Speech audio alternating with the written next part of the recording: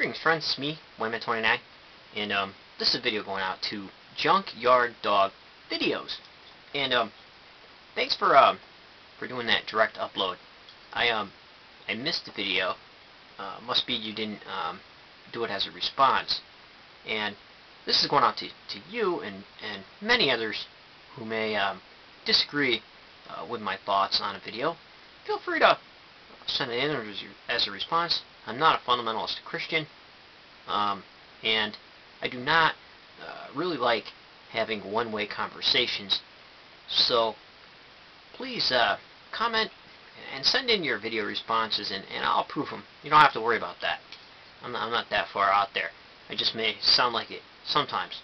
And the video on suffering, on justice and mercy, what I was trying to explain is I was going against the Christian view using Judaism on explaining another angle of looking at the literature.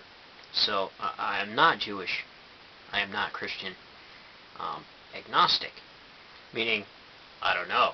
And you're right. I gotta drink beer because you should, when you talk about religion, you should always drink.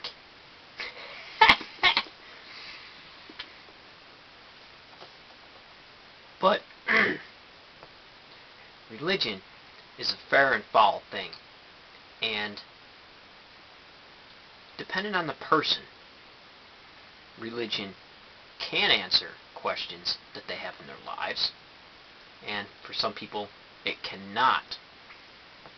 And one of the things that it seems to not answer a lot of the times is what you were talking about, Junkyard Dog Videos, is suffering. You know, religion is a fair and foul thing. People do horrible things to one another.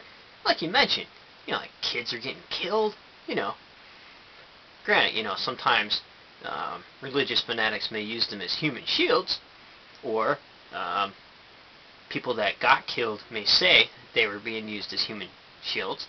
We'll never know, but we know that stuff goes on. And, extremists bomb, schools.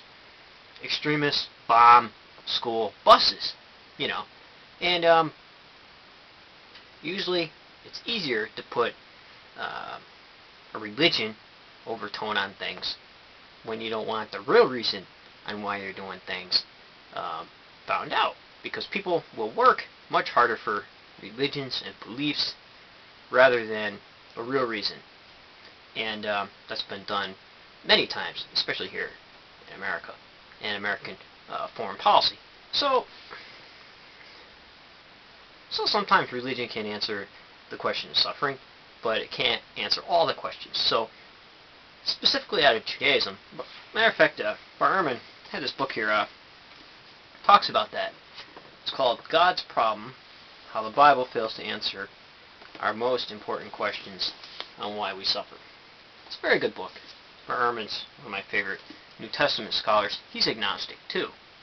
And suffering was one of the reasons, as you state, was one of the reasons why he left. But he loves the literature, he loves the scholarship, and he loves New Testament studies, so he stayed in it, and he's done a lot to open up New Testament studies to Joe Schmo people like me and you, and break open the field of scholarship so that Joe Schmo people can understand it.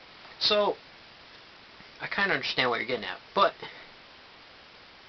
the reason why I stopped in the middle, as far as being agnostic, is I liked the literature, but I didn't like the fan clubs that came with the literature, because people can use the literature any way they want to. They can use the literature for good and for bad. Those, Joseph Campbell is one of my heroes who put it all back together. He's an anthropologist. Put it all back together for me. Because when I became distraught about all the terrible things that I seen in religion, I said to myself, is there a way, and is there anything that I would be able to salvage from belief systems that would do me good? And the answer that Campbell had was yes. It's the metaphor. Many times I have found myself swallowed by a whale. Many times I had to be a David against a Goliath. Many times I had to mourn over a death of a friend like Gilgamesh. Many times I have found myself before a dark forest like that in Dante. And many times I have taken journeys leading into parts of my life that I had no idea, like Odysseus. So, metaphors. People who think that metaphors are absolutely true. Christians.